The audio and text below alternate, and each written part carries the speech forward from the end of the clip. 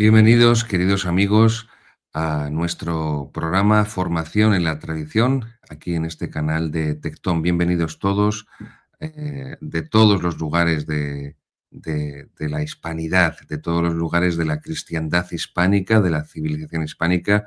Bienvenidos a esta humilde trinchera de Cristo Rey, bienvenidos a la contrarrevolución católica y a la resistencia católica.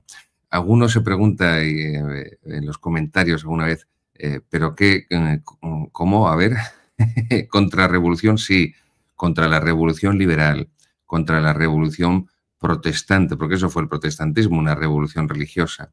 Resistencia, sí, resistencia católica contra esa revolución liberal, contra ese periodo de, bueno, contra ese proceso, perdón, mejor dicho, proceso de protestantización de la Iglesia Católica al que llevamos ya más de 60 años largos siendo sometidos y que sigue avanzando.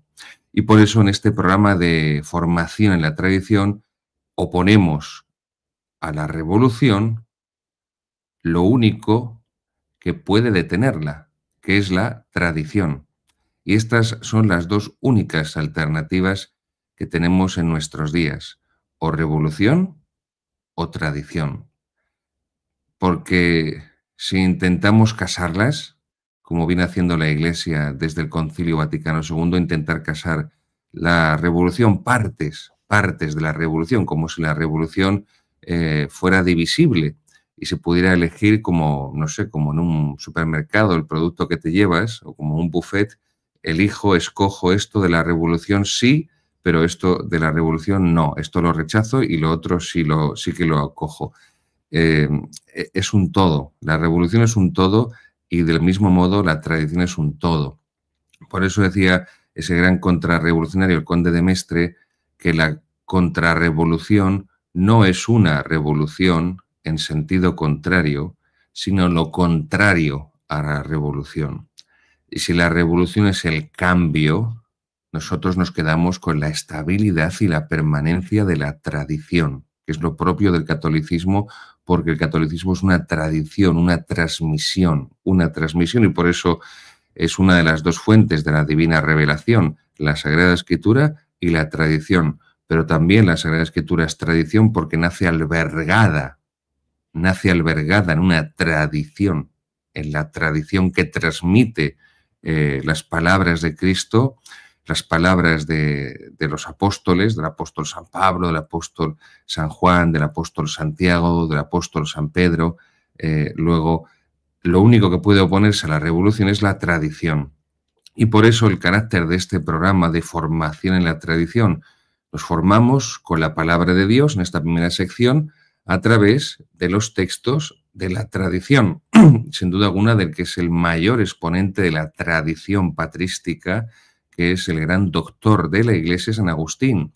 Cuando la Iglesia declara doctor a un santo, doctor de la Iglesia, es porque su doctrina es universal. No es una cuestión de opiniones teológicas, ni tampoco es una cuestión de carismas o gustos, carismas en el sentido de gustos, de preferencias espirituales, ¿no?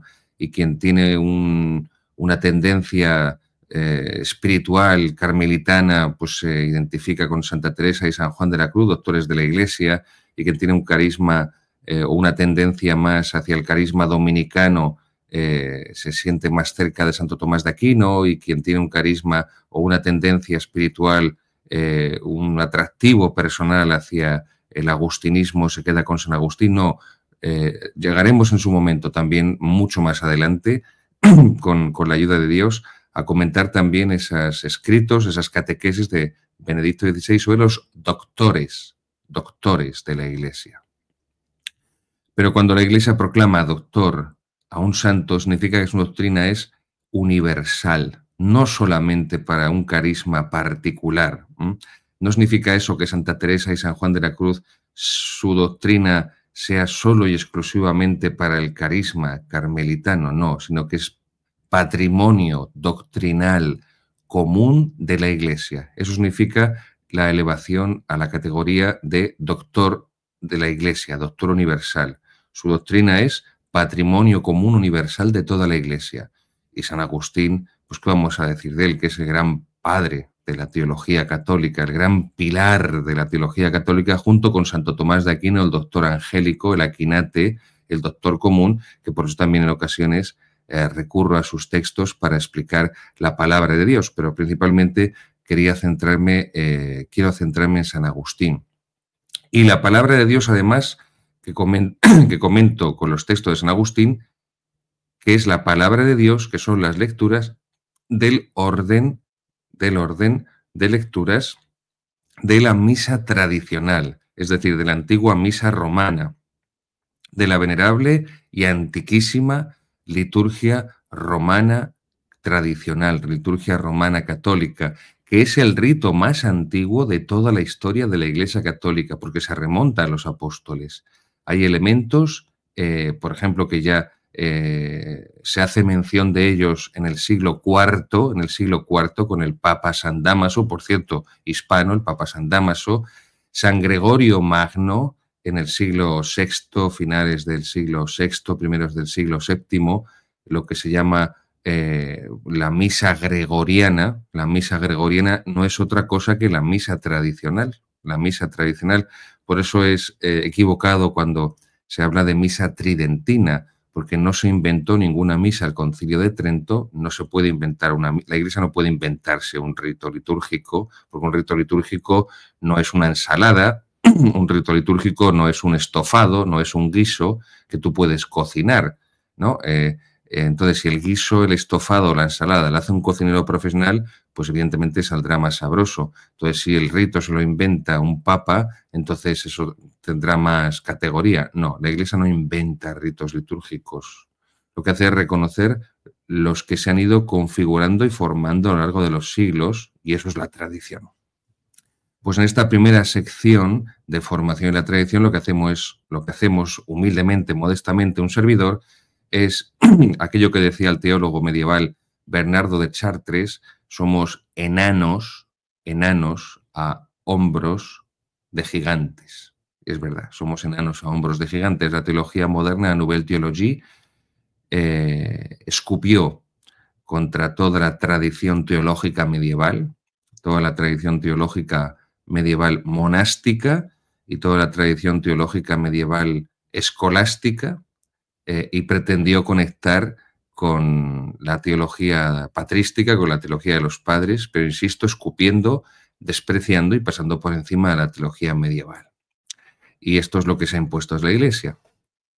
Una teología que se dice basada en los santos padres, pero que rechaza, además participando de ese prejuicio protestante que está muy presente en los textos de Lutero, de la leyenda negra contra la Edad Media, de la leyenda negra contra la Edad Media cristiana, pero se entiende que es la Edad Media católica, porque hasta Lutero no se rompe, no se quiebra la unidad de la cristiandad, de la comunidad de los pueblos de Europa, de Occidente, bajo la religión de Jesucristo, que es el fundamento de la comunidad política, la religión y la monarquía. Pues bien, este es el contenido de este programa de formación y tradición, especialmente esta sección. No lo he comentado de forma breve en los episodios anteriores, porque no creía que fuera tampoco necesario extenderme mucho más en ello, pero a petición de algunos seguidores, pues quería hoy sí dejarlo expuesto de forma más clara y más sistemática y más desarrollada. En esta primera sección comentamos la palabra de Dios, fuente de revelación, a través de los textos de San Agustín, doctor de la Iglesia, gran padre latino, fuente también de la tradición, y lo seguimos. Esos textos bíblicos que comentamos no son otros que las lecturas de la misa de siempre, de la misa de la tradición, de la misa católica, de la misa tradicional, de la misa que ha santificado a tantos miles de santos, de mártires, de confesores, de papas, de obispos, cardenales, sacerdotes, fieles, religiosas, durante 1500 años, 1500 años. Luego, esto es la contrarrevolución, esto es la resistencia católica, porque oponemos la tradición a la revolución y nos armamos y nos formamos con las armas de la tradición, que son las armas católicas. Bien, vamos a comentar las lecturas que ya hemos tenido este domingo en la Santa Misa, insisto, del rito tradicional, que es las lecturas del domingo sexto después de Pentecostés. Domingo post-Pentecostés sexto, domingo sexto después de Pentecostés. Es el Evangelio de la multiplicación, de la segunda multiplicación de los panes. Pero vamos primero con la epístola. Es la epístola a los Romanos, capítulo 6, versículos 3-11. Sexto domingo después de Pentecostés, epístola a los Romanos, capítulo 6, versículos 3 al 11. Dice: ¿O ignoráis que cuantos hemos sido bautizados en Cristo Jesús fuimos bautizados para participar en su muerte? Con él hemos sido sepultados por el bautismo para participar en su muerte, para que, como él resucitó de entre los muertos por la gloria del Padre, así también nosotros vivamos una vida nueva. Porque si hemos sido injertados en él por la semejanza de su muerte, también lo seremos por la de su resurrección. Pues sabemos que nuestro hombre viejo ha sido crucificado para que fuera destruido el cuerpo del pecado y ya no sirvamos al pecado. En efecto, el que muere queda absuelto de su pecado. Si hemos muerto con Cristo, también viviremos con él. Pues sabemos que Cristo, resucitado de entre los muertos, ya no muere más. La muerte ya no tiene dominio sobre él, porque muriendo murió al pecado una vez para siempre, pero viviendo vive para Dios. Así pues, haced cuenta de que estáis muertos al pecado, pero vivos para Dios en Cristo Jesús. Como saben, y lo he dicho en otras ocasiones, por si alguien para los que se van incorporando, mejor dicho, nuevos, la traducción que utilizo es la de la Biblia Nácar Colunga, de la editorial Bach, de 1944. Fue el primer libro que publicó la editorial Bach en 1944, es un clásico. Alberto Colunga Cueto, Eloíno Nácar Fuster son los dos traductores y de ahí viene ese nombre. La Biblia Nácar Colunga, Nácar Colunga. Hay miles de ejemplares que se venden de segunda mano por precios muy económicos en todocolección.com, en Iberlibro y en otros lugares. Y además en todos los formatos. Hicieron muchísimas ediciones en formatos de todo tipo, desde bolsillo a super bolsillo mini, que casi te quedas ciego leyendo esas letritas, a otros formatos de todo tipo. Simplemente pueden buscarla. Imagino que también está en PDF en Internet y es la mejor traducción, es la más clásica. Además es un español, un castellano muy sabroso, porque es ese castellano de los años 40, de los años 30, de los años 50, que realmente era pues bastante más rico. Insisto, tiene un sabor especial que no muchas veces el que utilizamos habitualmente hoy en día, que cada vez pues es más, está más, ¿cómo decirlo?, adelgazado en el sentido de muchas palabras y de muchas expresiones. Y el Evangelio de este sexto domingo después de Pentecostés es el de Marcos, capítulo 8, versículos 1 al 9. Marcos, capítulo 8, versículos del 1 al 9. Por aquellos días, hallándose otra vez rodeado de una gran muchedumbre que no tenían qué comer, llamó a sus discípulos y les dijo: Tengo compasión de la muchedumbre, porque hace ya 3 días que me siguen y no tienen qué comer. Si los despido a ayunos para sus casas, desfallecerán en el camino, y algunos de ellos son de lejos. Sus discípulos le respondieron: ¿Y cómo podría saciárselos de pan aquí en el desierto? Él les preguntó: ¿Cuántos panes tenéis? Dijeron: 7. Mandó a la muchedumbre recostarse sobre la tierra y tomando los 7 panes, dando gracias, los partió y los dio a sus discípulos para que los sirviesen, y sirvieron a la muchedumbre. Tenían unos pocos panecillos y dando gracias dijo que los sirviesen también. Comieron y se saciaron, y recogieron de los mendrugos que sobraron 7 cestos. Eran unos 4000 y los despidió. Pues bien, como les decía al comienzo, se trata de la segunda multiplicación de los panes y los peces que recoge los evangelios sinópticos. Y los textos de San Agustín que he estado seleccionando, pues sobre todo podía también haberme centrado, como han podido escuchar en la primera lectura, la epístola que habla del bautismo, pero quería centrarme mejor, no ya solamente porque el Evangelio tuviera esa preeminencia sobre la epístola, y por eso piensa en la Santa Misa, la epístola la escuchamos sentados, y para el Evangelio nos ponemos en pie. Evidentemente, tanto la epístola como el Evangelio son los dos, ambos, palabra de Dios, no cabe la menor duda, pero evidentemente el Evangelio es el corazón de la Sagrada Escritura, es el centro, es el núcleo de la Sagrada Escritura.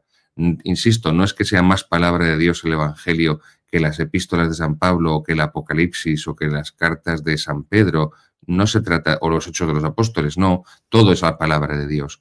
Pero evidentemente hay una preeminencia sobre el Evangelio. Y por eso he pensado seleccionar los textos de San Agustín sobre pues la cuestión, el tema sobre el que versa este Evangelio del del sexto domingo después de Pentecostés, que es evidentemente sobre la Sagrada Eucaristía, sobre la Santísima Eucaristía, sobre el misterio eucarístico. Y habla San Agustín de que hay 3 clases de pan. Habla de 3 clases de pan. Es del sermón, lo tomo del sermón 58, el sermón 58 de San Agustín. Y habla San Agustín, está comentando la 4ª petición del Padre Nuestro, de la oración de los hijos de Dios. Danos hoy nuestro pan de cada día. Dice San Agustín que las peticiones están ordenadas en el Padre Nuestro a la peregrinación en esta vida. Y por eso cuando pedimos danos el pan nuestro de cada día, dánosle hoy, dice, danos ese pan eterno y ese pan temporal, porque se está refiriendo a los dos. Cuando invocamos en la oración del Pater Noster, danos hoy el pan nuestro de cada día, dánosle hoy, estamos pidiendo tanto el alimento material como también el alimento espiritual. Y es más, San Agustín lo vamos a ver, donde se detiene y donde incide y lo que subraya es de la preeminencia del alimento espiritual sobre el alimento material, como hay una preeminencia también del alma sobre el cuerpo.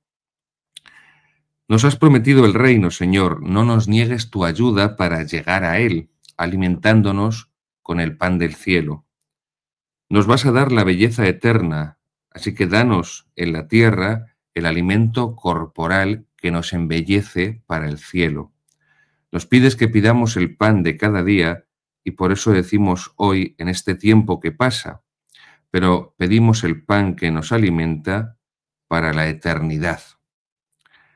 Podemos entender esta petición de 2 modos. El pan para la vida material, necesario para el alimento del cuerpo, pero también el pan como alimento necesario para la vida del espíritu. También nos habla San Agustín, en este sermón 58, sobre la Santísima Eucaristía y también de la predicación y del alimento corporal. Dice San Agustín, el alimento espiritual que pedimos en el Padre Nuestro, el pan nuestro de cada día, dánosle hoy, el pan eucarístico, el pan bajado del cielo, lo recibimos en el altar de Dios. También este pan sagrado es cotidiano, recuerden cómo se dice en latín, quotidianum, es cotidiano, o sea, diario, y necesario para nuestra vida. ¿Creéis que acaso hemos de recibir la Eucaristía una vez que hayamos llegado a Cristo y comenzado a reinar con Él eternamente? No. La Eucaristía es un pan nuestro cotidiano que recibimos con el estómago, pero para que se alimente el alma. Su poder consiste en la unidad para que, atados al cuerpo de Cristo, nos convirtamos en miembros suyos y seamos lo que recibimos. Entonces sí que será realmente nuestro pan cotidiano. Está haciendo San Agustín una referencia a la comunión sagrada, bueno, no ya la comunión frecuente, sino la comunión diaria. Está hablando de el pan nuestro de cada día, dánosle hoy. Cuando estamos pidiendo ese pan nuestro de cada día, dánosle hoy, no solamente pedimos, insisto, ese pan espiritual, ese alimento corporal, sino ese pan espiritual, ese pan del cielo, ese pan de los ángeles, que es el cuerpo de nuestro Señor Jesucristo que comulgamos en la Sagrada Comunión, en el santo sacrificio de la misa. Pero también lo que está diciendo San Agustín es que al comulgar a Jesucristo, al comulgar a diario o comulgarlo con la mayor frecuencia que nos sea posible, nos está transformando en Cristo. Nos convertimos en lo que recibimos. Recibo el cuerpo de Cristo, comulgo el cuerpo de Cristo, me transforma en Cristo, me cristifica. Y eso es la santificación. La cristificación es lo mismo que la santificación, es la transformación en Jesucristo, la configuración con Jesucristo. De modo que cuando recibimos la Sagrada Comunión, somos más cristianos, nos hacemos más cristianos, nos hacemos como Cristo, porque es Cristo el que nos transforma a través de la Sagrada Comunión. Esto es uno de los efectos de la Sagrada Comunión. Al transformarnos en Cristo, al cristificarnos, al santificarnos, eso implica evidentemente el alejamiento del pecado.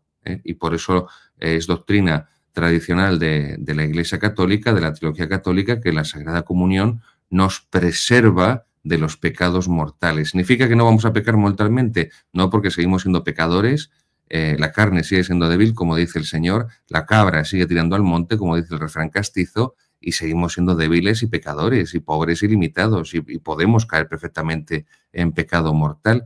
Es decir, la recepción de la Sagrada Comunión del cuerpo de Jesucristo no nos vuelve impecables, no nos confirma en gracia. Ni siquiera el Papa está confirmado en gracia. Algunos piensan que sí, que el Papa no puede pecar.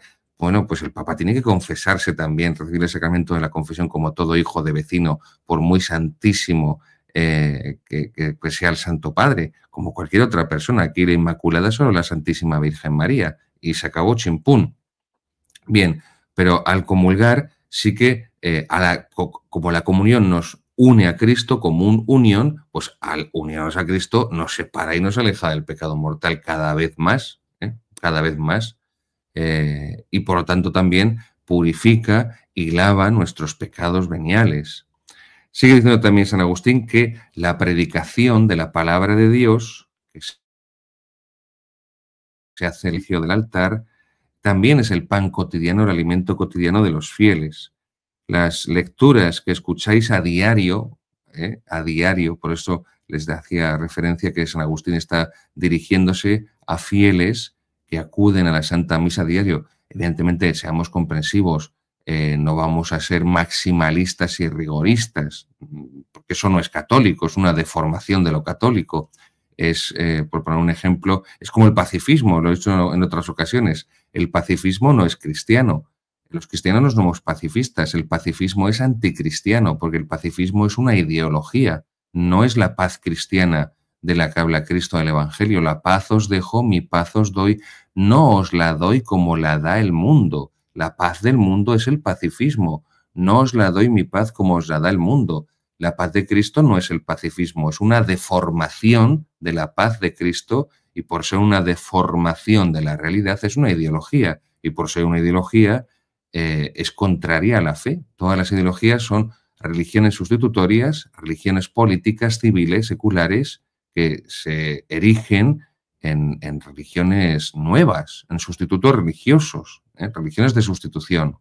Pues del mismo modo, no podemos caer en ningún tipo de rigorismo. A las personas, a los fieles que les sea posible acudir a la Santa Misa a diario, pues bienaventurados ellos. A los fieles que no les sea posible, pero puedan acudir algún día entre semana, pues lo permitan su trabajo, sus obligaciones familiares y demás, pues bendito sea Dios. Y al que por su trabajo, sus obligaciones familiares y demás no puede más que asistir el domingo, pues también bendito sea Dios. que cada uno, Dios comprende las circunstancias en las que nos ha puesto a cada uno. Y eso es evidente. El padre Damián, en Molokai, apóstol de los leprosos, pues no podía confesarse se confesaba cada muchísimo tiempo, porque no había ningún sacerdote que se atreviera a irse con los leprosos a Molokai, con él, porque tarde o temprano sabía que se iba a contagiar de lepra y se iba a morir. Entonces hay un episodio que es muy impresionante, la vida del padre Damián de Molokai, que tuvo que confesarse con un sacerdote en mitad del mar, un barco que no quería atracar en la isla de Molokai, que se quedó anclado a una distancia de la costa. El padre Damián se acercó con su canoa, con su balsa, con su barca, y tuvo que confesarse a gritos desde la barca él con un sacerdote que estaba en el barco arriba, en cubierta. Y evidentemente pues tuvo que decir todos sus pecados en alto delante del capitán y de todos los marineros que estaban allí presentes. Pónganse en su lugar, qué humillación tan grande, ¿no? Que tiene que gritar tus pecados a un sacerdote que no se atreve a acercarse más, no sea que se pueda contagiar de lepra, y lo están escuchando un montón de desconocidos. Bueno, pues por eso no podemos ser rigoristas y maximalistas, porque Cristo es firme, pero no es rigorista. El rigorismo es una deformación, por eso decía lo del pacifismo, que es una deformación de la paz cristiana, de la paz de Cristo, y el rigorismo es una deformación de la firmeza que leemos y que vemos y que contemplamos de Jesucristo en el Evangelio. Por eso Jesucristo es firme, pero no es rigorista. Tenemos que tener muy presentes estas distinciones, que a uno pueden parecerle que son distinciones sutiles y que son ganas de buscarle tres pies al gato, como decimos en España, pero bueno, en los detalles están las cosas importantes muchas veces. Sigue diciendo también San Agustín cómo cuando por la infinita misericordia de Dios lleguemos al cielo, allí ya no comulgaremos, no recibiremos la Sagrada Comunión, porque ni escucharemos la lectura de la palabra de Dios como hacemos en el santo sacrificio de la misa, porque dice San Agustín, entonces veremos al Verbo de Dios y oiremos al Verbo de Dios, porque estaremos unidos al Verbo de Dios, contemplando, adorando al Verbo de Dios. Luego es importante comprender que, por lo tanto, la Sagrada Comunión, la Santa Misa, cuyo fruto es la Sagrada Comunión para el alma del fiel que lo recibe, que acude a ella, es el alimento espiritual para la vida temporal, Fíjense la Iglesia que sabia, madre y maestra, que lo único que pide, por eso no es rigorista, incluso cuando la Iglesia Católica era algo serio, no el circo de Manolita Chen que tenemos hoy, pues imponía solamente como obligación comulgar una vez al año por Pascua Florida. Es el mínimo, una vez al año por Pascua Florida. Esto se vivía cuando existía todavía una sociedad católica, cuando había todavía naciones católicas, cuando la propia Iglesia no estaba minada de sodomitas y de herejes como está hoy minada, hay constancia, yo lo he visto cuando he estado de párroco en pueblos muy pequeños, se dejaba constancia en el archivo parroquial de todas las personas que acudían a lo que se llamaba el cumplimiento pascual y recibían el sacramento de la penitencia, de la confesión, y se acercaban a recibir la Santísima Eucaristía, la Sagrada Comunión en la Santa Misa, en el tiempo de Pascua. Luego, el alimento para la vida de este mundo, para nuestra vida espiritual en la tierra, es el alimento de la comunión del cuerpo y la sangre de Cristo. Nos sigue diciendo también San Agustín que en esta cuarta petición del Padre Nuestro, el pan nuestro de cada, del Padre Nuestro, perdón, el pan nuestro de cada día, dánosle hoy, perdón que me he liado, nos dice que tenemos que sabernos mendigos ante Dios. Si no necesitásemos nada, no llamaríamos a los oídos de Dios con nuestra oración. El soberbio es el que no pide a Dios nada porque piensa que posee todo. El que no le falte nada, se refiere materialmente, hay que atribuirlo a la misericordia de Dios, pero no a sí propio. Todo lo que tenemos, todo lo que somos, perdón, se lo debemos a Dios infinitamente misericordioso, a nuestro Padre del cielo, y por eso le damos gracias. Pero, dice San Agustín, sigue, hermanos queridos, carísimos, este pan que sacia el estómago y que restaura nuestro cuerpo diario, lo da Dios, no solo a quienes lo alaban, sino incluso a quienes lo blasfeman, porque hace salir su sol sobre malos y buenos y hace descender la lluvia sobre justos y pecadores. Le alabas, Dios te alimenta. Le blasfemas, Dios también te alimenta, pero para que hagas penitencia en espera de tu conversión. Y si no cambias, justamente Dios te condenará. Y concluye San Agustín en el Sermón 56, antes estábamos en el 58, en el Sermón 56 ahora, cuando dice que no basta el alimento corporal, sino que también es necesario ese alimento espiritual del cuerpo de Jesucristo, y acá acaba también insistiendo, como antes les decía, en ese alimento espiritual también de la palabra de Dios, de la palabra de Dios. El pan visible y palpable se da a los buenos y a los malos, y hay otro pan que es el que piden los hijos. Es el pan del cuerpo de Cristo y es el pan de la palabra de Dios que se nos da a diario. Este es el pan cotidiano que da vida no a los estómagos, sino a las almas. El que admite obreros a su viña debe darles dos cosas, la comida para que no desmayen en su trabajo y el premio para que se alegren.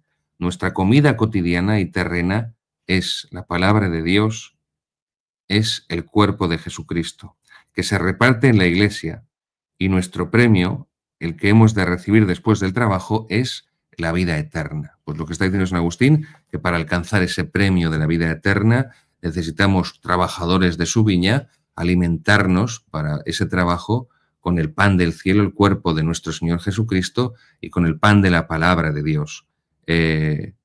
Siempre, ya saben ustedes, y seguramente muchos lo habrán padecido, la acusación que nos hacen los protestantes de que descuidamos la palabra de Dios, de que desconocemos la palabra de Dios. Les hablaba en una entrega anterior de la lección divina, de la contemplación de la lectura orante de la palabra de Dios. Alimentémonos de la palabra de Dios, alimentémonos del cuerpo de nuestro Señor Jesucristo, pero alimentarse de la palabra de Dios, y esto es lo que nos falla hoy en día y cada vez más, alimentados de la palabra de Dios a través de la tradición, a través de los santos padres, a través de los santos, de los doctores de la Iglesia, que han interpretado correctamente esa palabra de Dios. Cuando digo correctamente es porque la han interpretado según Dios, que así es como la interpreta y la transmite la Iglesia, y no como hacen los protestantes, interpretándola cada uno como le da la gana, como le parece o como dice el pastor de su correspondiente secta.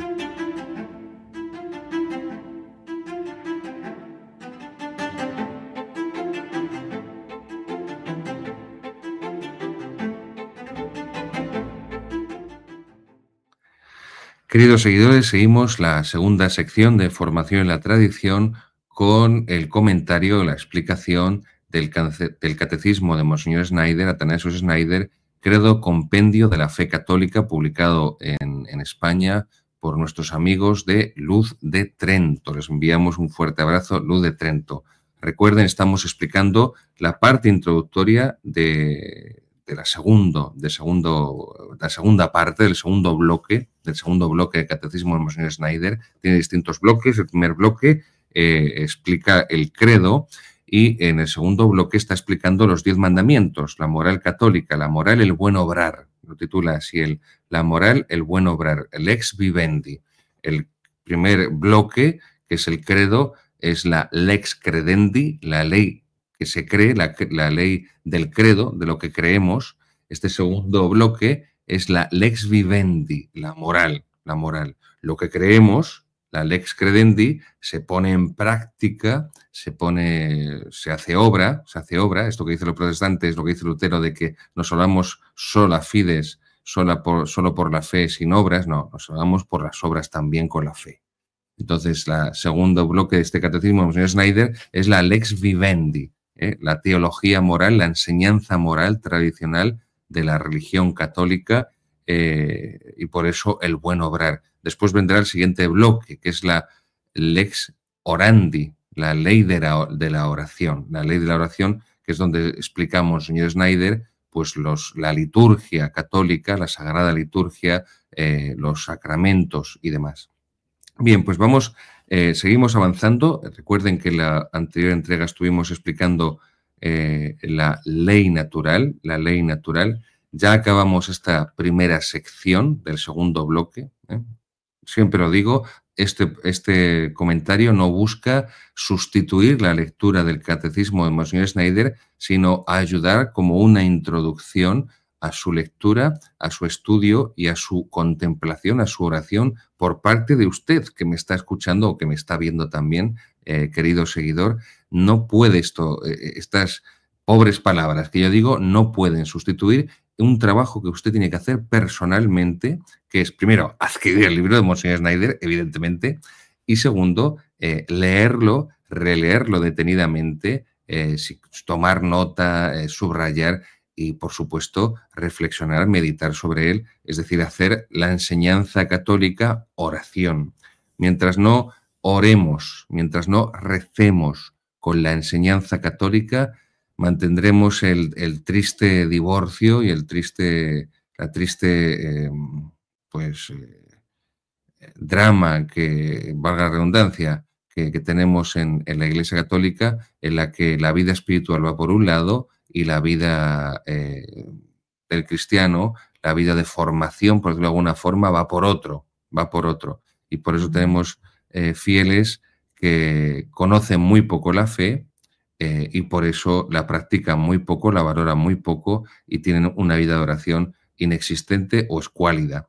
O incluso fieles que tienen una vida espiritual, una vida de oración, una vida sacramental, pero que su formación no está en proporción y es realmente una formación muy delgada, muy débil, y por eso también eso repercute en su vida espiritual, en su vida de oración.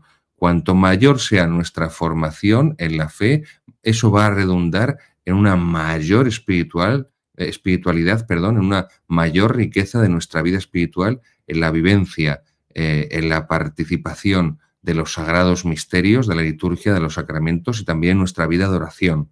Y en la medida que es nuestra vida de oración y de participación en la sagrada liturgia y los sacramentos sea cada vez más intensa, con más devoción, con más fervor, con más deseo de santidad, de amar a Jesucristo, a la Virgen Santísima, de imitar a los santos, de identificarnos con el Señor, eso también nos va a hacer que crezca en nosotros el deseo de conocer las riquezas infinitas que ha dejado Jesucristo de su doctrina a la Santa Iglesia Católica, en su palabra, en sus sacramentos, en la teología de los santos padres, de los grandes teólogos, de los grandes santos de la Iglesia, de los grandes comentadores de la Sagrada Escritura, de tantas personas iluminadas por el don del Espíritu Santo de sabiduría, por el don del Espíritu Santo de conocimiento, de ciencia, para exponer, insisto, que es una frase de San Juan de la Cruz en su vida en Monte Carmelo, en el libro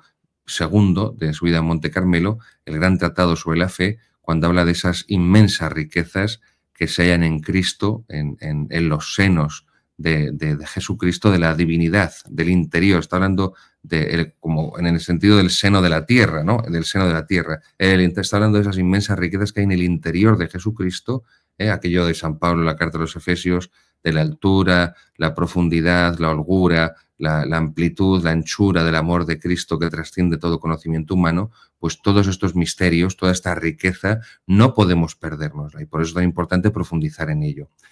Terminamos, como les decía, con las características que expone aquí Monseñor Schneider de la ley humana. Después de ver la ley natural, va a entrar a explicar la ley humana. Número 48, segunda parte. Dice Monseñor Schneider, ¿qué es la ley humana? Y aquí aporta la definición, por supuesto, de Santo Tomás de Aquino, la Suma Teológica. La ley humana, recuerden del episodio anterior, que lo repetí por activa, por perifrástica y por voz media. La perifrástica es una voz latina y la voz media es una forma verbal griega, cuando decía que la ley natural es la ley eterna participada en la criatura racional. La ley natural no es otra cosa que la ley eterna participada en la criatura racional. La ley eterna para la criatura racional, que es el hombre, con su alma racional, eso es la ley eterna. La ley natural es la participación de la ley eterna.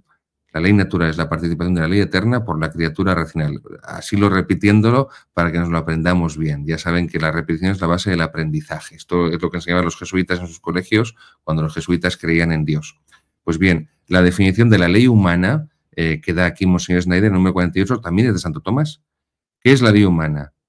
Y dice Santo Tomás, es la ordenación de la razón para el bien común promulgada por el que tiene autoridad legítima sobre la comunidad para la cual fue creada la ley. Vamos a explicarlo con detenimiento porque esto, aquí está todo, aquí está todo. Esto es lo propio de Santo Tomás, la Suma Teológica. Una frase lo dice todo, no queda ningún matiz, no queda nada que se le escape, todo está hecho con suma claridad, pero eso sí, todo está hipercondensado.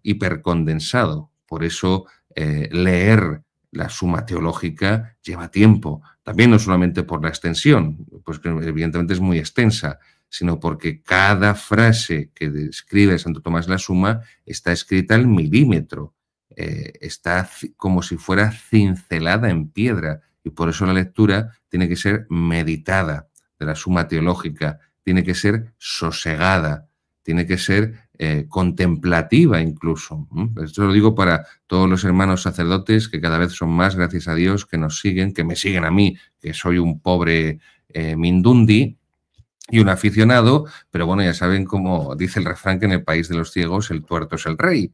Entonces, bueno, pues a los hermanos sacerdotes que me seguís, animaros, si no lo habéis hecho todavía, a empezar y a continuar, porque empezar es de muchos y continuar es de héroes, es de santos, a continuar esa lectura de la Suma Teológica, ese estudio de la Suma Teológica, porque ordena la mente, y se lo digo por experiencia, el estudio de la Suma Teológica, su lectura, ordena la mente, te forma, crea en ti una forma mentis, una forma de pensar, de razonar, y eso nos ha privado la teología moderna de ello.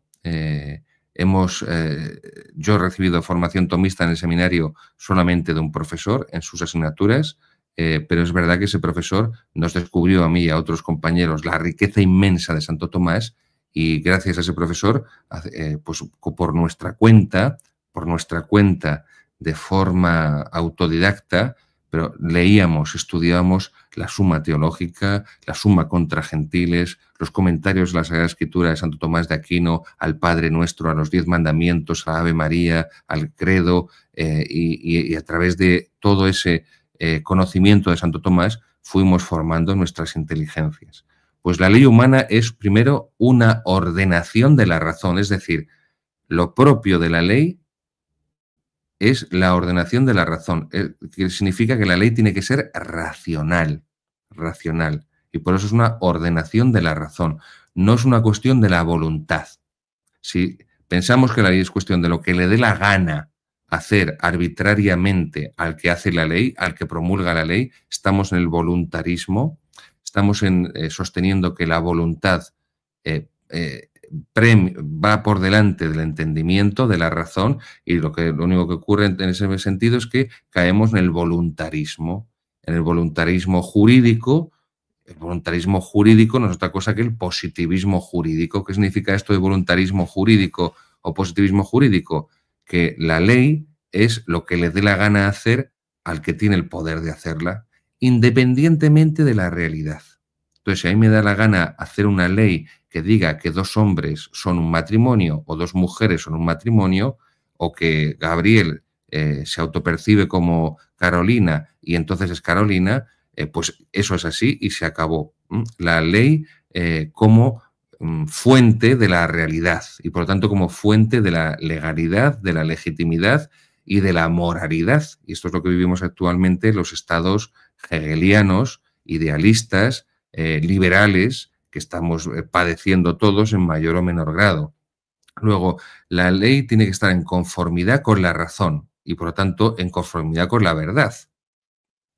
Es decir, con la realidad. Esta es la definición tomista, lo vimos en su día, de la verdad. La adecuación del entendimiento con la realidad.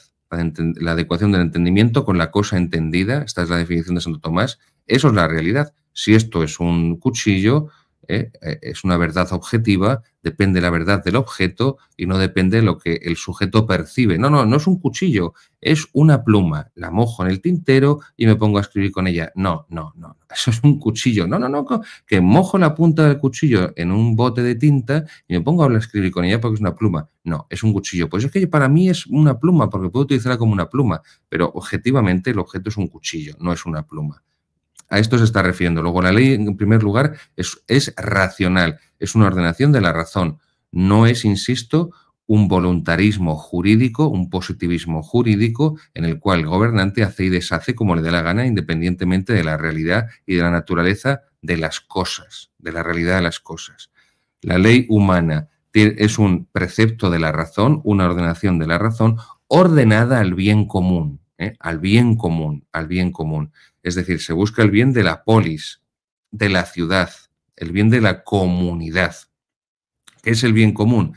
El bien del hombre en cuanto hombre. Es decir, el bien del hombre en cuanto su naturaleza racional y su naturaleza espiritual. Eso es.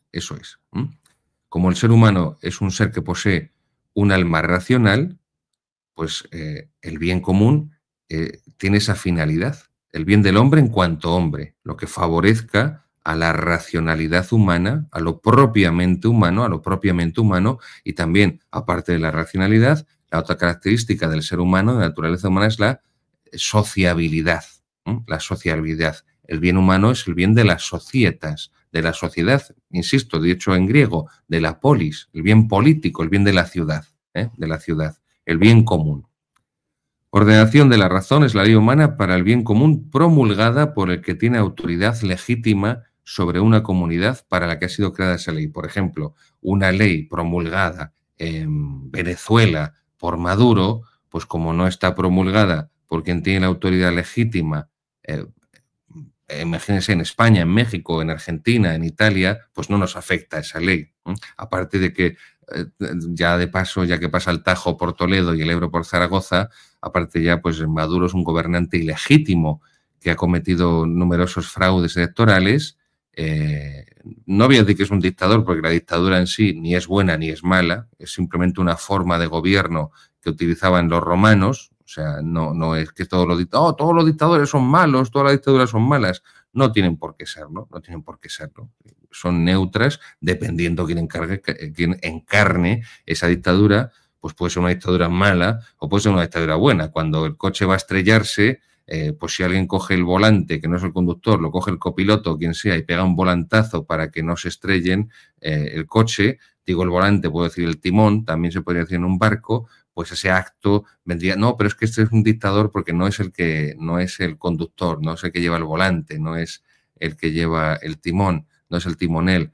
En un momento de crisis, quien se pone a la cabeza de una nación y hace dictador, pues eso es una dictadura, porque es un momento extraordinario de crisis, dependiendo evidentemente de cómo sean los motivos, los fines, las causas, el desarrollo, las consecuencias, pues se verá si esa dictadura ha sido buena o mala. Pero bueno, por quien tiene la legítima potestad, la legítima autoridad de la comunidad. Número 49. ¿De qué modo la ley humana viene de Dios? Y esto es importantísimo, es doctrina católica. La ley humana proviene de Dios indirectamente en la medida en que Dios hace que todas las autoridades gobiernen legítimamente al participar de su autoridad. Nos está diciendo aquí Santo Tomás, que lo recoge Monseñor Schneider y toda la tradición católica, el origen religioso del poder. El origen religioso del poder. Por eso los contrarrevolucionarios, los tradicionalistas españoles, los carlistas, su trilema empieza con Dios. Dios. patria y rey. Se está refiriendo al fundamento religioso, al origen religioso del poder. La Revolución Francesa, el liberalismo de cuño masónico, va a decir que el origen del poder no está en Dios. El origen del poder está en el pueblo, en la soberanía popular. Y por eso desde la Revolución Francesa lo que vemos es que se sustituye la soberanía de Dios, la soberanía social de Jesucristo, que es lo propio de la cristiandad, lo que despectivamente a veces se llama a nivel historiográfico el antiguo régimen, pero la soberanía social de Jesucristo, eso es la cristiandad, la soberanía social de Jesucristo, las leyes humanas, la convivencia humana, se configura en virtud de la ley natural y de la ley divina revelada, de la ley divina positiva, ya lo explicamos en programas anteriores. Y por eso habla de soberanía social de Jesucristo, o dicho de otra forma, como Pío XI, del reino de Cristo Rey, esa encíclica Quas Primas de Pío XI en 1925. El reinado de Cristo, el reinado social de Cristo, esa doctrina de Cristo Rey, no inventada por Pío XI, sino codificada, resumida, sintetizada, recogida en la encíclica Quas Primas y así promulgada esa festividad, esa solemnidad litúrgica de Cristo Rey, se refiere a esto, a la soberanía social de Jesucristo por la observancia de la ley de Dios, que evidentemente implica la previa observancia, de la ley natural. No se puede observar la ley divina positiva sin observar la ley natural. La ley natural, insisto, no es una ley revelada, es la ley propia de la naturaleza humana. La ley divina positiva sí es una ley revelada por Dios que perfecciona a la humana, y la humana es el cimiento, evidentemente, de la ley divina positiva. Pues bien, esto es el origen religioso del poder, y esto doctrina católica, no porque lo diga Zarraute, sino que está en la carta de la Epístola a los Romanos, capítulo 13, versículo 1. Créense con la cita, apréndanse la memoria.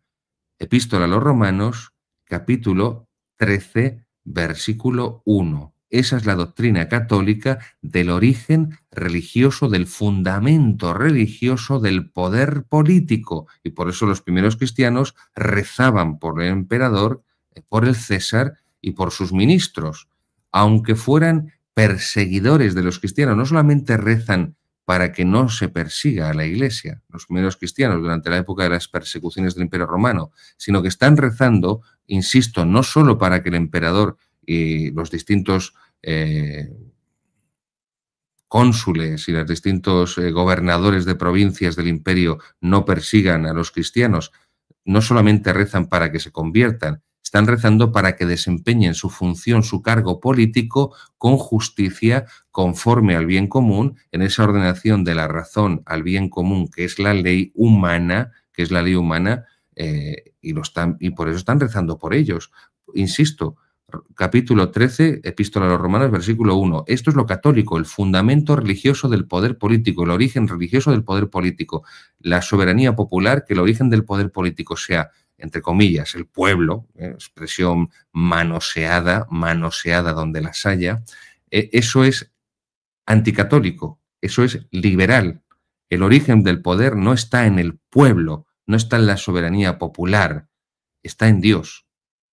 Está en Dios, que ha creado al ser humano un ser social, un ser comunitario, un ser político, antropon zoon politikon estim, un ser político, un ser social por naturaleza. Y por eso el fin de la ciudad, de la polis, de la política, es el bien común, es el bien común.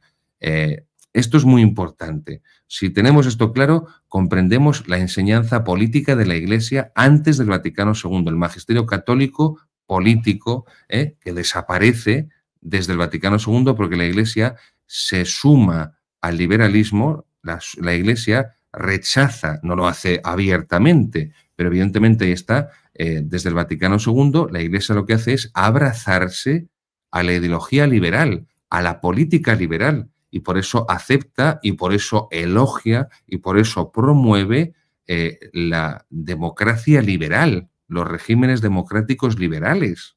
España fueron los obispos los que en buena manera trajeron la transición a la democracia liberal, con una constitución atea que ha traído el divorcio, que ha traído el aborto con más de 3 millones de abortos en los últimos 40 años, la eutanasia, la ideología de género, el transexualismo, por supuesto el separatismo para destruir España y balcanizarla. Todo esto fue con el apoyo de los obispos durante la transición, por supuesto, del infausto Pablo VI, y siguen los obispos felicísimos y contentísimos de que tengamos un sistema político de democracia liberal atea, insisto, atea. Entonces, esto es de una importancia completa para comprender que el origen religioso, para comprender el origen religioso del poder y el fundamento religioso del poder político en la comunidad cristiana, en la comunidad política cristiana, que era la cristiandad. Era la cristiandad. Ya no estamos en el régimen político de la cristiandad, ya no hay naciones católicas, en el sentido de que tengan leyes católicas, que se supone que son leyes, evidentemente, y son católicas, que observan la ley natural, y por eso las legislaciones de los regímenes democráticos liberales atentan contra la ley natural, insisto, pues con el aborto, con la eutanasia, etcétera, etcétera, etcétera. Es decir, abandonar las leyes católicas, al final lo que ha conseguido y lo que ha propiciado ha sido leyes anticatólicas, porque no existen las leyes neutrales, porque no existe el Estado neutral, porque no existe la política neutral, porque el Estado, la política y la ley se hacen en virtud de la antropología, de la idea de hombre que tiene el que hace esas leyes.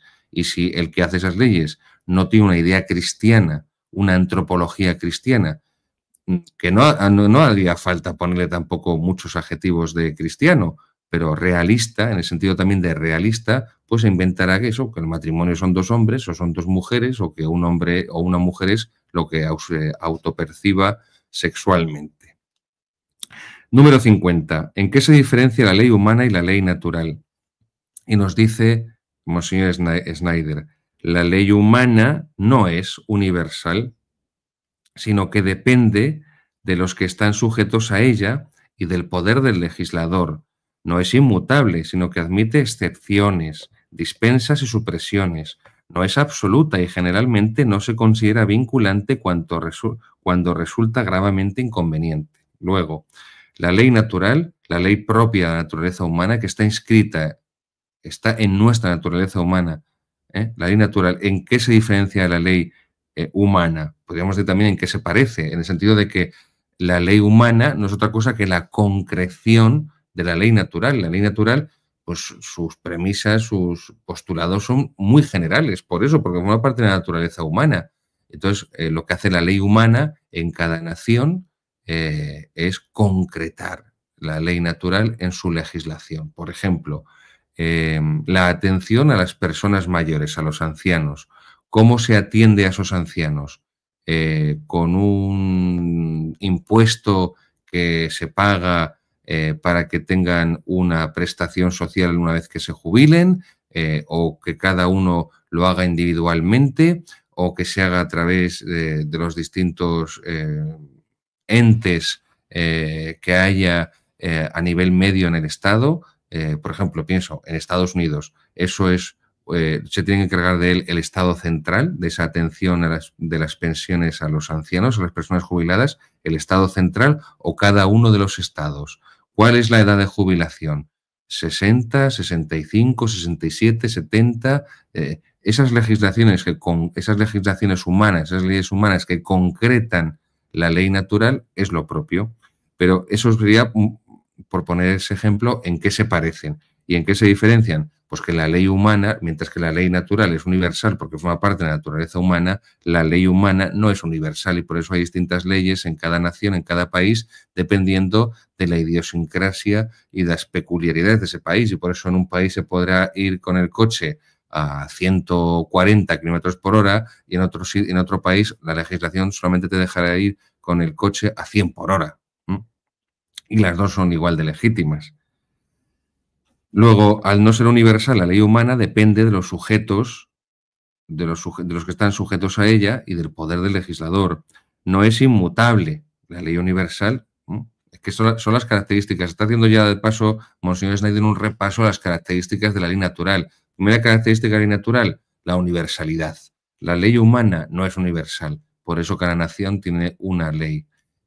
La ley natural es inmutable, no puede cambiar, porque lo que está mal siempre, porque está mal para la naturaleza humana, y lo que está bien siempre para la naturaleza humana. O sea, si hace 1000 años estaba mal matar niños, 1000 años después, hoy día, sigue siendo un crimen, asesinato, matar niños.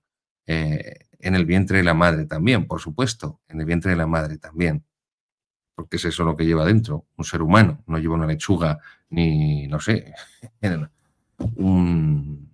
fin. Luego, propiedades de la ley natural, que la diferencian de la ley humana: universalidad, inmutabilidad. Y como es inmutable, no admite excepciones. La ley humana sí admite excepciones, hasta la propia ley de la Iglesia. Se me ha olvidado traerme el derecho canónico, lo tenía señalado. El derecho de la Iglesia, la ley de la Iglesia marca, por ejemplo, cuando se refiere a los obispos, que los obispos tienen que tener unos estudios de doctorado, o al menos unos estudios de equivalente licenciatura, máster, pero que bueno, que también no se le puede dispensar de ello, ¿no? Entonces, hay una ley, un principio general, pero que se puede dispensar. Lo digo porque desde luego el episcopado contemporáneo en todos los países, salvo muy raras excepciones, se caracteriza por su decadencia intelectual. Vamos a dejarlo ahí, que no me quiero cebar. Bien, como la ley humana no es inmutable y puede cambiar, admite excepciones, se la puede dispensar, incluso la propia ley de la Iglesia, dispensar en lo que es humano, no en lo que es divino. O sea, por eso hay lo que significa la ley divina, ahí la Iglesia no puede dispensar. Yo siempre lo he dicho, lo repito, el poder del Papa no es un poder absoluto, la autoridad del Papa no es una autoridad absoluta, no está en el derecho de la Iglesia, en el derecho canónico, ni en ningún documento de la Iglesia figura que el Papa pueda hacer lo que le dé la gana. La autoridad del Papa tiene dos límites. Por arriba, el derecho divino, el Papa no puede cambiar las cosas de Dios, y por abajo el derecho natural, la ley natural, lo que es propio de la ley natural, el Papa no lo puede cambiar. La pena de muerte no es otra cosa que el derecho a la legítima defensa, es un derecho natural, a la legítima defensa ejercida por el gobernante en nombre de la comunidad política. Y por eso el Papa Francisco, cuando supuestamente, entre comillas, modificó la enseñanza de la pena de muerte católica en el catecismo, aunque esté hecho ese cambio en el catecismo, aunque esté incluido, es nulo, es inválido, porque está rompiendo con la tradición de la Iglesia, que siempre enseñó que la pena de muerte era legítima. Otra cosa es que en la práctica se pueda estudiar si se puede sustituir por la cadena perpetua. Bueno, eso en la práctica podemos entrar en debate, pero como principio, a nivel teórico, la legitimidad de la pena de muerte siempre fue una enseñanza constante y continua de la Iglesia Católica durante 20 siglos. Y el Papa Francisco o cualquier otro papa no tiene autoridad para cambiar algo que viene de la tradición de la Iglesia, el derecho divino. Pero aparte, la cuestión de la pena de muerte se viene también de derecho natural, de ley natural, insisto, porque es el derecho natural a la legítima defensa, que para que evitar venganzas personales se debe ejercer legítimamente por el gobernante en nombre de la comunidad política. Lo que estoy diciendo es que el Papa no tiene potestad, no tiene poder para cambiar la ley natural, y por eso también el documento Fiducia Supplicans del año 2023, el Papa no tiene autoridad para decirnos a los sacerdotes que tenemos que bendecir o que podemos bendecir parejas homosexuales, porque la homosexualidad va contra la ley natural, va contra Dios creador. Es un pecado que clama al cielo, como dice la Escritura, la sodomía. Los sodomitas fueron castigados en Sodoma y en Gomorra por esto. Entonces, tengamos claro, estas cuestiones son muy importantes, por eso me estoy deteniendo mucho más, porque estas cuestiones de legalidad y legitimidad, que también esto lo podemos explicar el próximo día, la legalidad y la legitimidad, estas cuestiones jurídicas, de filosofía jurídica, pero también de teología jurídica, porque la teología también en el catolicismo va unida al derecho. Esto, y termino, es muy importante, quédense con ello. En el mundo protestante, la teología está peleada con el derecho. En las iglesias protestantes no hay derecho, no hay una legislación, no hay un código de derecho, no hay un código de derecho, no hay un derecho canónico, no hay unos cánones, no hay una legalidad. Lo propio del catolicismo es el genio jurídico del derecho romano, algo que caracterizó siempre a los romanos a nivel intelectual. No fueron grandes filósofos como los griegos, no fueron grandes literatos como los griegos, piensen no sé, en Homero, en Sófocles, en tantos clásicos, no voy a seguir, pero lo que caracterizó el genio romano es el sentido jurídico, el sentido de la ley, el derecho, el famosísimo derecho romano. Bueno, pues en la religión católica la teología va unida al derecho, va unida a la noción de la ley. Y por eso es tan importante detenernos aquí con la mayor tranquilidad para explicar bien estas cuestiones, y especialmente en nuestra época, cuando ya cada vez en más lugares se van promulgando leyes que son injustas porque son inhumanas, y como son inhumanas son injustas, y como son inhumanas e injustas son anticristianas. Son anticristianas. Por eso tenemos que también tener muy claro esto, y también viene muy bien que lo tengamos muy claro, porque hemos vivido, no ha sido solo en el pontificado del Papa Francisco, pero es cierto que ha sido especialmente en el pontificado del Papa Francisco, hemos visto una completa destrucción del derecho de la Iglesia y una absoluta perversión del sentido de la ley. Por ejemplo, el derecho canónico, no voy a citar el canon, dice que el sacerdote que absuelve en el sacramento de la confesión a la persona con la que ha tenido relaciones sexuales queda excomulgado. Y eso fue lo que hizo el jesuita Rubnik con las víctimas que violó, con las 30 mujeres que violó el jesuita Rubnik, y el Papa Francisco levantó la excomunión. Son hechos objetivos. Búsquenlo si alguien duda de mí en internet y lo podrán encontrar.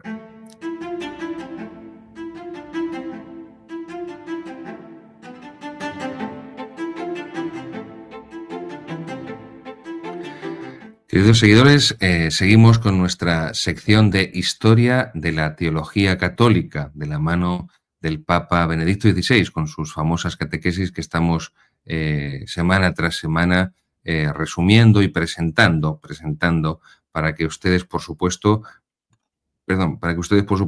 puedan buscarlas y puedan leerlas, y por eso siempre les doy la cita.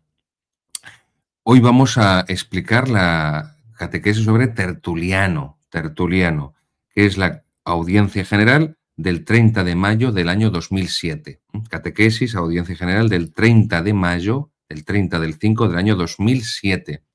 Y aquí Benedicto nos va a introducir, como hace siempre, en la figura y en los ejes centrales del pensamiento de los padres de la Iglesia que él va proponiéndose en estos distintos encuentros o catequesis semanales.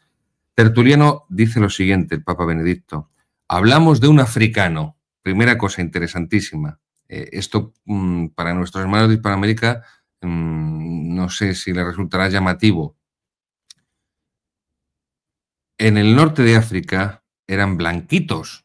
En la época del Imperio Romano, los árabes vinieron después, arrasaron todo el cristianismo, estamos hablando ya del siglo VII, arrasaron todo el cristianismo y por eso el norte de África son árabes, de raza árabe, y la inmensa mayoría de religión maometana. Pero en la época del Imperio Romano eran las dos provincias del Imperio Romano, las provincias de la Mauritania tingitana por Tingis, Tánger, y la Mauritania cesariensis, y San Agustín, que estaba allí en la diócesis de Cartago, era tan blanquito como yo. Ya está. O sea que les digo esto no por cualquier chorrada o estupidez racial, sino porque donde ha puesto su pie el Islam, ha arrasado con todo lo que había antes, sobre todo con el cristianismo, excepto España, que ha sido el único lugar del mundo de la historia que has reconquistado el territorio cristiano de cultura occidental, europea, romana, derecho romano, derecho germánico, religión cristiana romana. Ha sido el único lugar que ha reconquistado el terreno invadido, robado por los moros, es decir, los mauri, los de la Mauritania, que una vez arrasadas esas provincias del imperio, se establecieron allí. Bueno, pues, insisto, Tertuliano, un gran teólogo, no padre de la Iglesia, no es padre porque no es santo, es un autor eclesiástico, es un teólogo. Recuerden que para que se pueda decir que de estos autores primitivos es un santo padre, tiene que ser eso, santo. El santo tiene que haber sido reconocido por la Iglesia su santidad. Lo vimos con Orígenes, que tuvo errores. No quise entrar en la amputación que se hizo a Orígenes, que evidentemente también eso es un elemento para no declararle santo. No voy a decir que se amputó, algún mal pensado se lo puede imaginar y piensa bien. Esto es como decía mi profesor de moral en el seminario, piensa mal y te quedarás corto. No que aciertes, piensa mal y te quedarás corto. Bueno, pues eso, se amputó una parte significativa de su cuerpo Orígenes y aparte de sus teorías equivocadas, ya lo vimos, como la apocatástasis, de que al final los condenados también se convertirán y del infierno irán al cielo, bueno, pues estas cosas. Bueno, pues Tertuliano también tuvo errores doctrinales y por eso no está reconocida su santidad, no es un padre de la Iglesia, no es un santo padre de la Iglesia, pero sí es un autor eclesiástico, es un gran teólogo de la antigüedad que, aunque tenga errores, pero tiene también muchos aciertos y una teología realmente profunda. A mí un elemento que me gusta mucho de Tertuliano, reconozco que también porque me siento identificado, es que el tipo es súper irónico, es muy irónico, muy irónico. Esa ironía le da mucha vida a sus escritos y por eso es un autor que se lee muy bien, pero les recomiendo que empiecen primero después de escuchar este tostón que les voy a soltar yo, que después vayan a la página del Vaticano, Catequesis del 30 de mayo de 2007, y lean tranquilamente, mediten, subrayen, escriban, tomen nota, recen, pues lo que nos enseña el gran Papa Benedicto XVI, que también tuvo sus errores, como todos, sus errores y no pequeños, vamos a dejarlo ahí, pero que, insisto, como siempre les digo, Benedicto XVI cuidó mucho la predicación, cuidó mucho sus textos de predicación y de catequesis y por eso son los mejores textos de Benedicto XVI, donde condensa toda su profundidad de pensamiento, todo su oceánico, un conocimiento oceánico y también, por supuesto, sus dotes de profesor y de catedrático y todos los años y la experiencia de enseñanza que acumula. Pues aparte de ser africano del norte de África, Tertuliano hay que ubicarle entre el siglo II e inicios del siglo III. Es el primer autor de la literatura cristiana en latín. Los anteriores literatos cristianos habían sido en griego, en el idioma griego, en el griego koiné, que es el griego común, eso significa koiné, común. Dice el Papa que con él comienza una teología en el idioma latino.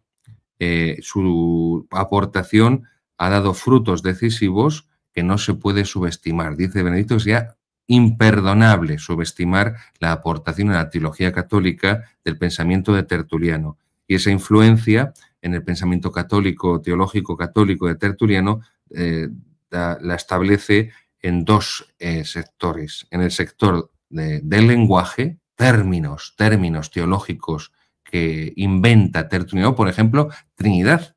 La noción, el concepto Trinitas, Trinidad, es una creación de Tertuliano. Y también la recuperación de la cultura clásica. Cuando antes de Vaticano II había una formación clásica muy fuerte en los seminarios, eso colaboraba mucho, no solamente la cultura general de los sacerdotes, sino que era una base mejor para el estudio, evidentemente, de la teología.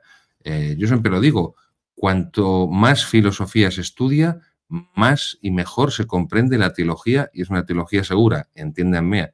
Me refiero a una filosofía realista, a la filosofía tomista, escolástica, la filosofía que la Iglesia siempre recomendó, que no es otra que la de Santo Tomás de Aquino. No voy a otro tipo de filosofías que son incompatibles absolutamente con la fe, porque están cerradas a la trascendencia o porque deforman la trascendencia de Dios. Pero lo mismo ocurre con la cultura clásica.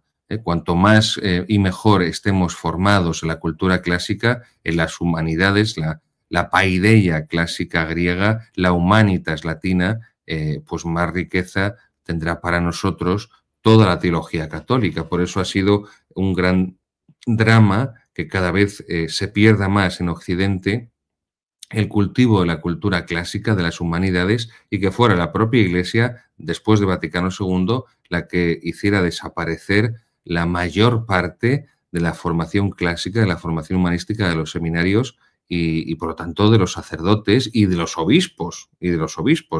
El sacerdote que me llevó al seminario y al que le doy mi vocación siempre dice de forma graciosa que un obispo no es más que un cura promocionado. Y es verdad, no más que un cura promocionado.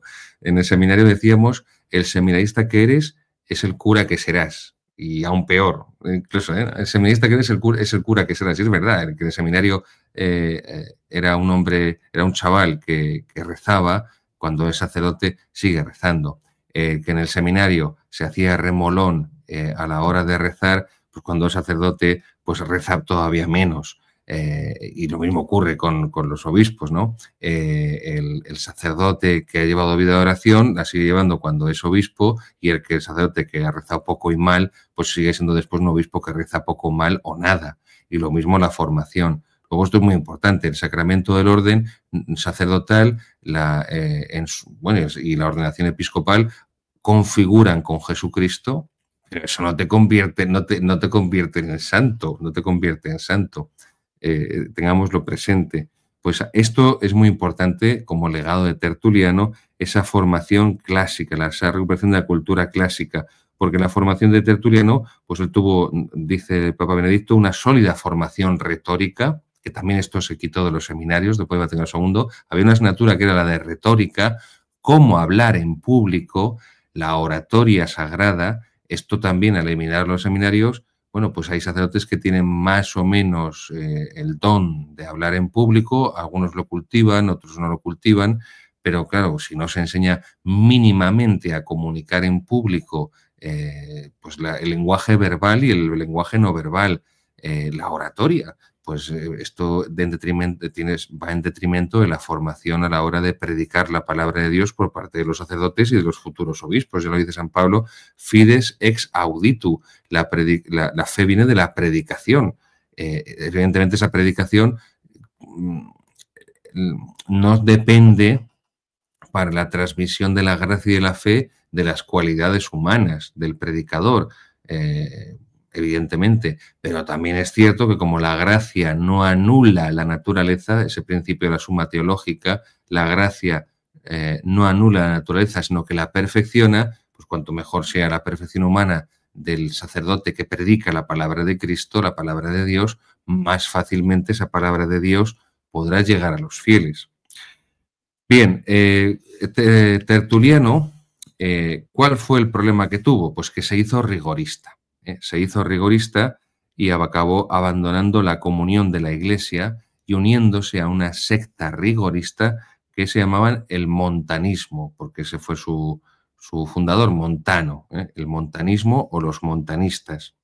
La originalidad del pensamiento de Tertuliano, la incisividad, la incisiva eficacia de su lenguaje, dice Benedicto.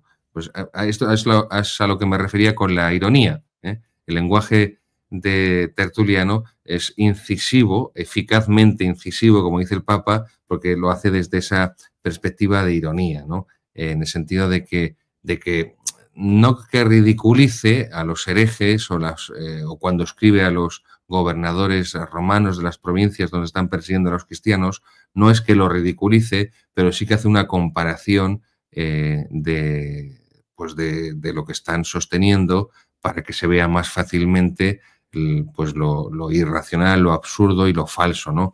Por ejemplo, Tertuliano, cuando escribe a los gobernadores, me detengo en ese ejemplo, cuando escribe a los gobernadores romanos de las provincias donde están produciendo persecuciones contra los cristianos, les dice que el propio teatro que se representa en los teatros romanos de las provincias, se hacen parodias de los dioses, se hacen burlas de los dioses, además en un sentido picante, no diré pornográfico, pero bueno, picante de las aventuras de cama, vamos a dejarlo ahí, de las aventuras de cama, de las aventuras sexuales de los dioses, y sin embargo a los cristianos se les persigue y se les martiriza porque supuestamente atentan contra los dioses, porque no creen más que en el único Dios verdadero que es Padre, Hijo y Espíritu Santo, la Santísima Trinidad. Esto es lo que hace Tertuliano. Le está poniendo en esa epístola que envía a los gobernadores de provincia, nos perseguís, nos martirizáis, nos torturáis, nos echáis a las fieras en el circo para que nos devoren, porque nos acusáis de que decimos que vuestros dioses son falsos, porque el único Dios verdadero es la Santísima Trinidad, Padre, Hijo y Espíritu Santo, y sin embargo, supuestamente esos dioses que vosotros tanto veneráis y que os duele tanto que nosotros digamos que son falsos, en vuestros teatros a los que acudís los estáis ridiculizando, es decir, estáis blasfemando de vuestros propios dioses. Pues estas cuestiones es la que hace Tertuliano con ese, como dice Benedicto, esa incisiva eficacia, ese lenguaje irónico, mordaz. Por ejemplo, también dice Tertuliano, decís que nosotros somos antropófagos y que comemos niños en nuestras reuniones de culto nocturno, se está refiriendo a la Santa Misa, pero dice, pero si vosotros todos habéis asesinado niños haciéndolos abortar con las distintas mujeres con las que mantenéis relaciones sexuales. Esto en el contexto de esa época del imperio significa pues con las esclavas, ¿no? Los que tenían más dinero tenían también esclavas sexuales y a lo mejor no querían que la esclava sexual que haya quedado embarazada del amo pues tuviera el niño. O sea que, bueno, son famosos sobre todo sus escritos de carácter apologético, es un gran apologeta, es decir, un gran defensor de la fe, insisto, contra estos ataques contra la fe, contra la religión católica, contra la Iglesia, por parte del mundo pagano y también por parte del mundo judío, todo hay que decirlo, y por eso la obra más conocida de Tertuliano es el Apologético, en latín Apologeticum, donde denuncia el comportamiento injusto, es esto que estoy diciendo también, de las autoridades políticas con respecto a la Iglesia, donde explica y defiende las enseñanzas y las costumbres de los cristianos, presenta las diferencias entre la religión cristiana, las distintas corrientes filosóficas de la época, el judaísmo, porque en el Imperio Romano pensaban que el cristianismo no era otra cosa que una secta judía, una especie de, pues eso, de cisma que había habido en el judaísmo. Y no es eso, es la alianza nueva y eterna, no es el judeocristianismo que dicen los progresistas, modernistas y liberales de la Nouvelle Théologie y toda la recua de funcionarios eclesiásticos analfabetos funcionales que se dedican a repetir como loros sin leer nada. Y si no decía esto, perdónenme, explotaba en 2000 pedazos. Ningún Santo Padre, en ningún solo texto, no me voy a cansar de decirlo, en ningún solo texto de ningún Santo Padre, ni de ningún autor eclesiástico de la antigüedad, aparece la expresión judeocristianismo, porque entienden, como San Pablo, que el verdadero Israel es la Iglesia. El nuevo Israel, el nuevo pueblo de Dios, el pueblo de la alianza nueva y eterna sellada en la sangre de Cristo en la cruz, es la Iglesia. Y por eso el pueblo que ha rechazado al Mesías, al Hijo de Dios, es el pueblo infiel. No es el verdadero Israel. Del mismo modo que Santo Tomás de Aquino dice que una ley injusta, una ley inicua, aunque tenga apariencia de ley, no es ley verdadera, porque la ley tiene que ser justa y tiene que mirar por el bien común, pues lo mismo podemos decir. El verdadero pueblo de Dios es la Iglesia Católica, el verdadero Israel. porque es el de la alianza nueva y eterna, no el de la antigua alianza que ya ha caducado. Por eso la muerte de Cristo, como nos dicen los evangelios, se rasgó el velo del templo, se rasgó el velo del templo. Así que esta expresión del judeocristianismo no es más que una invención de la teología moderna absolutamente ajena a 20 siglos de tradición teológica católica, ausente por completo, y una especie de, no sé, de ensalada, ¿no? Como estas ensaladas que empiezas a echar tienes sobras, ¿no? Tienes sobras en la nevera y empiezas a echar de todo lo que pillas en la ensalada. Entonces echar lechuga, tomate, pepino, espárragos, huevo duro, nueces, manzana, yo qué sé, sandía, cebolla, todo lo que vas pillando lo vas echando. Pero que hagas una ensalada no significa que eso sea una unidad. Precisamente una ensalada es la mezcla de varios elementos. Bueno, pues el cristianismo no es una ensalada de judaísmo y cristianismo, no. Es la alianza nueva y eterna, que comprende la antigua alianza, pero la supera porque la plenitud es Jesucristo. Es Jesucristo. Si no parece que estamos pues como una hamburguesa y que el Nuevo Testamento y la Nueva Alianza es la carne y la antigua es el pan.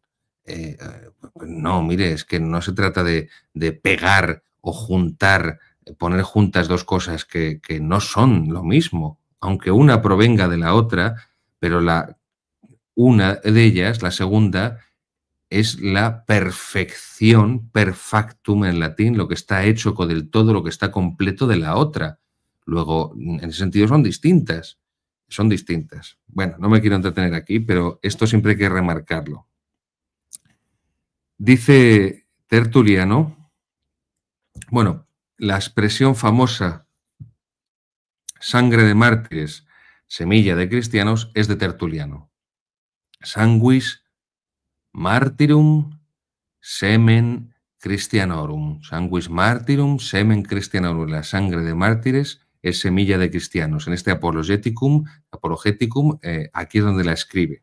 En el número 50, en el número 50, capítulo, 50-13. 50-13 dice así: la sangre de mártires es semilla de nuevos cristianos. El martirio, el sufrimiento por la verdad, hace salir victorioso sobre la crueldad y la violencia de los regímenes totalitarios. Donde ha habido regímenes totalitarios que han perseguido al catolicismo, a la Iglesia después ha salido fortalecida. Piensen la mayor persecución de toda la historia de la Iglesia Católica que ha sido aquí en España, la Cruzada de 1936 contra el socialismo, el comunismo, el anarquismo, el bolchevismo, en definitiva el marxismo, el separatismo, la masonería. Bueno, pues la vitalidad de la Iglesia en España de los años 40 y 50 es un caso único en la historia de la Iglesia en todo Occidente. La cantidad de mártires, 6.000, 7.000 prácticamente, solamente sacerdotes y religiosas y obispos, y después la vitalidad de los años 40 y 50 de la Iglesia en España, con seminarios repletos, todos, con los monasterios todos repletos, con cientos de misioneros, con una vida cristiana y una gran práctica religiosa, misiones populares, acción católica, adoración nocturna, Legión de María, todo lo que ustedes puedan pensar. Podemos pensar en la Polonia comunista, esa floración de vida cristiana, incluso los regímenes, como el régimen alemán nacionalsocialista, después de la Segunda Guerra Mundial, la Iglesia Católica florecía en Alemania, hasta que llegó el Vaticano II y se fue al carajo. Igual que en España, florecía hasta que llegó el Vaticano II y se fue al carajo. Y florecía en Polonia, siguió floreciendo en Polonia, fíjense, después del Vaticano II, siguió floreciendo, porque la lectura que se hizo del Vaticano II en Polonia fue muy distinta a la que se hizo en Alemania, por no decir opuesta, y la que se hizo en España. Pero es cierto que el catolicismo en Polonia, y nuestros seguidores polacos nos lo podrán confirmar, quien está debilitando el catolicismo en Polonia es el liberalismo, es la democracia liberal moderna. Lo que no pudo hacer el comunismo de arrancar la fe a los polacos, lo está haciendo el liberalismo democrático. O sea, esto también es importante. Pero bueno, sangre de mártires, semilla de nuevos cristianos. Como buena, dice Benedicto, como buen apologista, tiene necesidad de comunicar la esencia del cristianismo tertuliano, la esencia positiva. Digamos que la apologética es la defensa del cristianismo contra sus agresores a nivel de ideas, a nivel de principios, a nivel dialéctico. Hay una función negativa de defensa porque hay un ataque, hay defensa porque hay un ataque, pero luego también la apología, la apologética, por eso dice que como buen apologista, como buen apologeta, tiene esa necesidad de comunicar también en positivo, es decir, expresar esa esencia de lo que es la religión cristiana, y por eso adopta también Tertuliano un método especulativo para ilustrar racionalmente el dogma cristiano. Bueno, aquí también hay que señalar que Tertuliano, en su rechazo del paganismo, rechazó la filosofía. Era un completo enemigo de la filosofía, Tertuliano. De hecho, también esa frase de Tertuliano, credo quia absurdum, creo porque es absurdo. Es decir, en el rechazo que hace del paganismo Tertuliano, que eso evidentemente es positivo, eso es lo que nos está destruyendo hoy en día la Iglesia Católica, que no rechazamos el neopaganismo, el nuevo paganismo, el nuevo mundo sin Dios, el mundo moderno y que se ha construido et si Deus non daretur, como si Dios no existiera, y así se organiza la política liberal, democrática, et si Deus non daretur, que Dios no existe, y se pretende vender, los obispos de la Iglesia pretenden vendernos que hacer leyes como si Dios no existiera, eso es un terreno común para cristianos y no cristianos. Es un terreno neutral, no. Vamos a hacer leyes cristianas y leyes católicas porque Dios existe. Y esa ley cristiana, lo primero que tendría que ser es estar basada en la ley natural, en el derecho natural. Ah, pero es que esto no queremos en la Iglesia porque nos hemos vuelto modernos y echamos incienso a la democracia liberal. Bueno, pues cada uno dará cuentas a Dios, cada uno dará cuentas a Dios de lo que ha hecho con la doctrina católica y con las almas que se le han confiado y que han quedado huérfanas y perdidas y confundidas y engañadas, porque en lugar de darles la doctrina católica tradicional, les hemos dado el derecho político revolucionario, el derecho político moderno, liberal. Pero bueno, lo que está diciendo aquí Tertuliano, lo que nos enseña Benedicto XVI, es que, como dice el refrán, lo que hace Tertuliano es lava el niño y luego tira el agua sucia y al niño también con el agua, ¿no? Es decir, el mundo pagano tenía elementos, ya lo he dicho en otras ocasiones, las semina verbi, las semillas de verdad, que eran preparaciones providenciales para esa conversión tan rápida que se va a producir también luego en el mundo antiguo al cristianismo. Entonces hay elementos de la filosofía pagana, griega sobre todo, pero también, bueno, pues romana, de lo poco que los romanos también son originales respecto a los griegos. Pienso, por ejemplo, en autores como Séneca o como Cicerón, Cicerón primero y luego Séneca. Pero bueno, la filosofía pagana antigua tiene elementos que tienen que ser rescatados, tienen que ser mantenidos y que purificados se pueden poner al servicio de la revelación bíblica, de la teología cristiana. Eso fue lo que hizo Santo Tomás, doctor de la Iglesia, Santo Tomás de Aquino, con Aristóteles. Y en buena medida también fue lo que intentó hacer San Agustín con Platón o con los neoplatónicos. Vamos a decir con el platonismo, y ahí vamos a integrar a Platón y a los neoplatónicos. Pero fue lo que intentó, y de hecho lo dice Santo Tomás, que San Agustín intentó servirse de Platón, de la filosofía platónica, para rearticular la teología cristiana, hasta donde le dejó Platón, hasta donde ya la filosofía de Platón ya no era compatible de ninguna manera con la teología cristiana. Luego, el error de Tertuliano fue rechazar como un bloque toda la filosofía pagana, porque como era pagana, bueno, pues eso, unido al rigorismo, como decía antes, a ese rigorismo moral, pues es otro de los errores de Tertuliano, pero aún así, pues para ser justos, en honor a la verdad, tenemos que reconocer también sus aciertos, ¿no? Bien, Tertuliano también habla de la esperanza del mundo futuro, que es la esperanza en Dios. En ese contexto que vive Tertuliano, es el año 197 cuando publica su primera obra, que es el contexto de las persecuciones del Imperio Romano. Y en aquellos momentos, en aquellos siglos de persecución, cuando los cristianos son una minoría perseguida, castigada con la pena capital, con la pena de muerte del Imperio Romano, bueno, pues habla Tertuliano de que la esperanza no solamente es una virtud, la virtud teologal de la esperanza con mayúsculas, sino también que es una modalidad que afecta a todos los aspectos de la vida cristiana. Y esto lo tienen los primeros cristianos, lo vemos en el testimonio de los mártires, lo tienen profundamente asimilado, profundamente asumido, y por eso la sangre de los mártires es semilla de nuevos cristianos. De hecho, el mismo Tertuliano se convierte a la fe cristiana, a la fe católica, por el testimonio del martirio, por el testimonio de los mártires. Desde el punto de vista humano, y esto es muy interesante lo que dice aquí el Papa Benedicto XVI, la vida de Tertuliano es un drama. Con el paso del tiempo, cada vez se fue haciendo más exigente con los cristianos, pretendiendo de ellos en todas las circunstancias, sobre todo, especialmente, particularmente en las persecuciones, un comportamiento heroico hasta exigirles la rigidez. Entonces, claro, pues se pone a llamar cobardes a todos los que no es que hayan ya huido del martirio, sino a todos los que no han ido a buscarlo directamente. Y esto no es la doctrina de la Iglesia. Pero bueno, no voy a entrar aquí porque nos llevaría muy lejos y se nos agota el tiempo y no quiero cansarles más.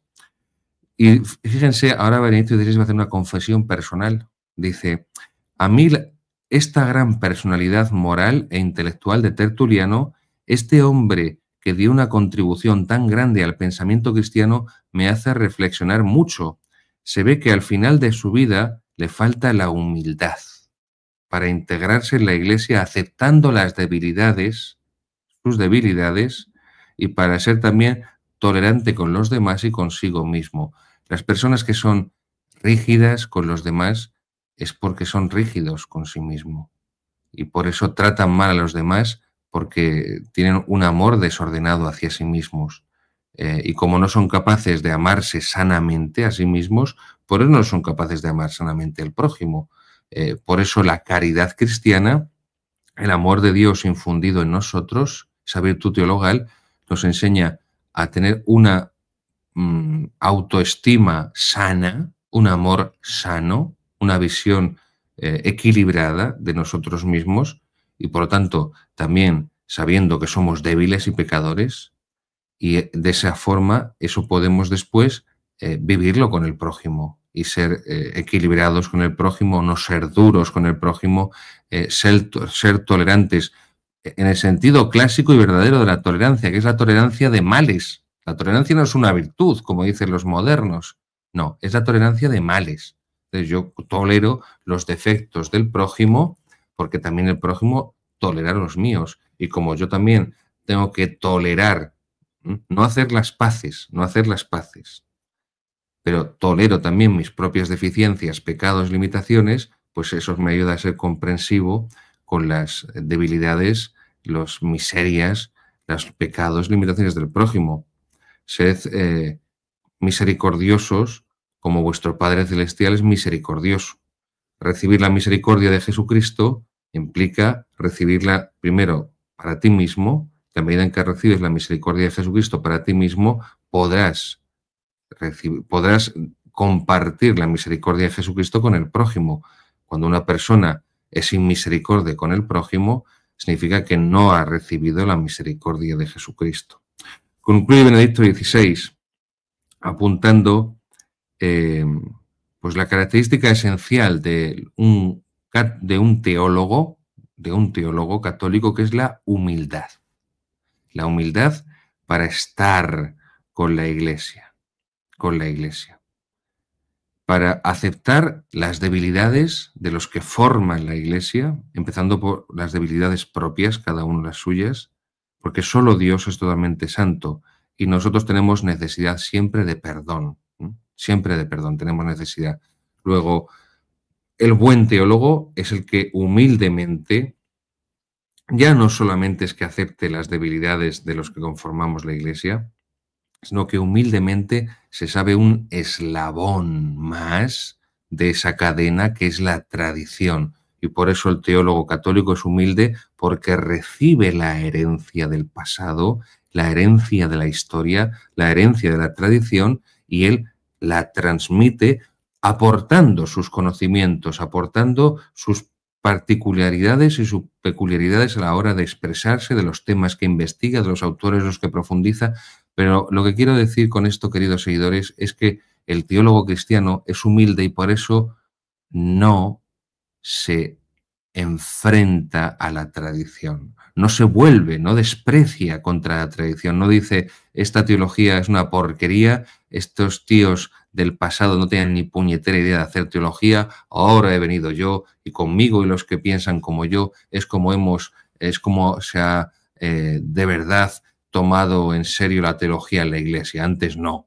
Esto es la actitud de los teólogos progresistas liberales desde el Vaticano II hasta hoy, y por eso desdeñan y desprecian a toda la teología católica tradicional, toda la teología católica clásica. El que es humilde se sabe que no es el primero, y que el mundo empezó mucho antes que él y que la Iglesia empezó mucho antes que él. No empezó en 1962, ni en 1965, ni en el año 2013. Ya son 2000 años lo que llevamos de Iglesia, 2000 años de tradición, 2000 años de teología, 2000 años de estudio de la palabra de Dios, y a través de esos testigos que son la tradición, que son los padres de la Iglesia. Bien, pues la sección de nuestro programa de formación en la tradición e historia de la teología católica terminamos con este episodio de Tertuliano, que nos pide al final el Papa Benedicto que sepamos expresar cada vez de forma más convincente la regla de la fe, la medida en que el teólogo, y todos estamos llamados a ser teólogos, una cosa son los teólogos académicos, pero todos estamos llamados a ser teólogos, en la medida en que podamos dar una explicación, una expresión a los demás de lo que es la regla de la fe, aquello en lo que creemos, la lex credendi, en esa forma seremos teólogos. Y si a esos primeros cristianos del siglo I, II, de las persecuciones del imperio, Dios les pedía un plus de disposición al martirio, pues sin duda alguna en el siglo XXI a los cristianos que vivimos en este caos absoluto mental y moral